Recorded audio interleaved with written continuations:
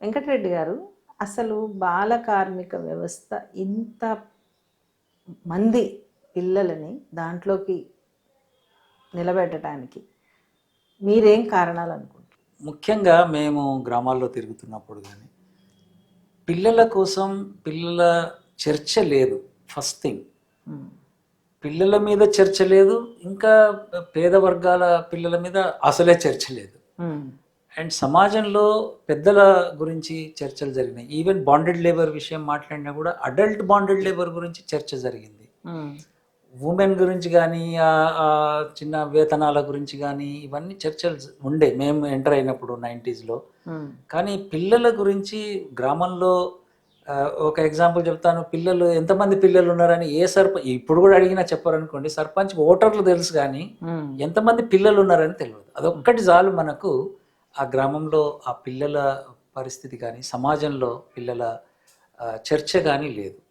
So అది దాంతో ఏమైందంటే పేద వర్గాల పిల్లలు పనిచేయవలసిందే, చదువు అవసరం, పేదరికంలో ఉన్నారు అనే జస్టిఫికేషన్స్.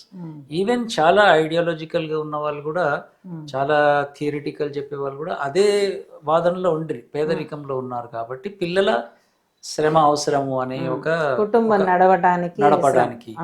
సో ఆ పర్సెప్షన్ లో ఉన్న సమాజం అది. అందుకోసం పిల్లల చాయిస్ లేదు, పిల్లలకు ఆ చాయిసే లేదు, బడికి పోతా అనే చాయిస్ లేదు. సో ఆ వాతావరణంలో మనం ఎంటర్ అయ్యాం. అసలు బాల కార్మిక వ్యవస్థ గ్లోబల్ మార్చ్ అని తర్వాత జరిగింది. గ్లోబల్లో కూడా అంత పెద్ద చర్చ లేదు. అండ్ 92లో చైల్డ్ రైట్స్ కన్వెన్షన్ యుఎన్లో కూడా 92లోనే జరిగింది కన్వెన్షన్. యుఎన్లో అందరు రాటిఫై చేశారు.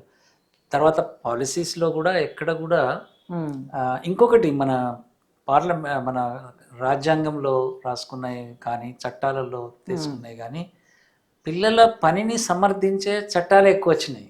అంటే ఈ పర్సెప్షన్తో అంటే పిల్లలు అయ్యో పేదవాళ్ళు కదా, పని చేయాలి కదా, అందుకోసం ఈ నిర్వచనం అంటే వాళ్ళది చెప్పటంతో పాటు తల్లిదండ్రులకు కూడా అదే క్యారీ అవుతుంది కదా. అంటే పని చేయకపోతే ఎట్లా కుటుంబం నడుస్తుంది. యాక్చువల్లీ తల్లిదండ్రులు మేము ఒకటి గమనించినాం, సమాజంలో ఒక వాతావరణం ఎటుంటే అటు పోతారు. సో సమాజం అందరూ మీ పిల్లలు పని చేయవలసిందే అన్నప్పుడు వాళ్ళు కూడా తల్లిదండ్రులు కూడా ఒక పని చేయవలసిందే అనుకున్నారు. సో మా ఎక్స్పీరియన్స్లో పిల్లలు ఎవరూ పని చేయొద్దు అన్నప్పుడు ఆ తల్లులే మాకు రిసోర్స్ పర్సన్స్ అయ్యారు. ఇప్పుడు చుట్టాలకు వస్తారు, 21లోకి వస్తారు, పెళ్లిళ్ళకి వస్తారు. ఈ దొంతనపల్లి దగ్గర ఆ తల్లులు అడిగినరు ఆ చుట్టాలను, వేరే మండలం చుట్టాలు, పిల్లలు ఏం చేస్తున్నారు మీరు అంటే వాళ్ళు అడగాలి కదా ఈ మన ప్రశ్న. మా పిల్లలు క్యాంపుకి పోయినరు, ఆ నుంచి 8 చదువుతుంది. అరే అట్లా కూడా అవుతుందా? చేవెళ్ళ నుంచి మా దగ్గరికి అక్కడున్న యూత్ ఇదేదో అవుతుందట, మేము కూడా చేస్తామని వచ్చిండ్రు. సో ఆ తల్లిదండ్రులలో మేము గమనించింది ఏంటంటే మేము ఎప్పుడు కూడా తల్లిదండ్రులను కారణంగా చూడదలుచుకోలేము మేము. ఎందుకంటే ఈ స్కూలు, ఈ వాతావరణము, బయట పిల్లల పనికి ఉన్న డిమాండ్, చీప్ లేబర్, ఇక్కడ ఎక్కువ పూలు తెంపేది శంకర్పల్లి ఏరియాలో. ఇదంతా నేను స్టార్టింగ్ది చెప్తున్నా. పూలు తెంపితే ఆ పూలు తెంపడానికి అయ్యే రేటు తల్లికి కూడా అదే రేటు పెట్టేది, పిల్ల రేట్ అది. సో అదే రేటు. సో పిల్లల రేటునే నిర్ణయించేది. సో ఎప్పుడైతే మేము పిల్లల్ని పనికి పోవాలి అని చెప్పినామో ఆల్ చిల్డ్రన్ స్కూల్కి పోయినరు ఆ ఊరు నుంచి. సో పూలు తెంపాలి, లేబర్ తక్కువ ఉన్నారు. ఆడవాళ్ళు ఏమన్నారంటే మేము ఆ కూలికి రాము. సో పిల్లల పని వల్ల వేతనాలు సప్రెస్ చేయబడుతున్నాయి అనేది మేము ఈ చిన్న ఎక్స్పెరిమెంట్స్, పెద్ద థియరీ చెప్పలేము. చూడమ్మా నీకు 15 రూపాయలు వచ్చినాయి, ఆ పిల్లలు బడికి పోయినారు, పలానూరులో ఇట్లా అయింది. సో మేము లోకల్ ఎనెక్డోట్స్నే చెప్పుకుంటూ పోయినాం. అయితే ఆ పూల దండలు, పూలు మార్కెట్కి వచ్చేది మోజంజా మార్కెట్కి వస్తాయి. సో ఆ మీడియేటరు మోజంజా మార్కెట్లో బార్గెన్ చేయాల్సి వచ్చింది.